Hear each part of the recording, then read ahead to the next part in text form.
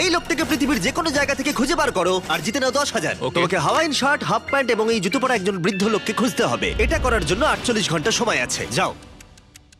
আমি যাবো ওকে আমি এখন যাচ্ছি কাবো, কারণ আমার ছবি দেখে মনে হচ্ছে লোকটা সমুদ্রের কাছাকাছি থাকে। আমি এই মিস্টার ইমোজিকাইকে খোঁজার জন্য যা খুশি তাই করতে পারি। যখন আমি প্রথম মেক্সিকো গেলাম, প্রথমেই আমি একটা বোট রেন্ট নিলাম। আমি অনেকগুলো বয়স্ক মানুষ দেখলাম, কিন্তু কেউ তাদের মধ্যে হাওয়াইন শার্ট পরেছিল না। ওরা ওখানে অনেকজন ছিল, কিন্তু তাদের মধ্যে কেউই একটা হাওয়াইন শার্ট পরেছিল না। আমি একটা পারফেক্ট ম্যাচ খুঁজে তো পেলাম, কিন্তু উনি এটা খেলতে চান না। নতুন প্ল্যান, আমি 10টা হাওয়াইন শার্ট কিনলাম আর তাদেরকে দিলাম, দেখি তারা এটা পরতে চায় কিনা।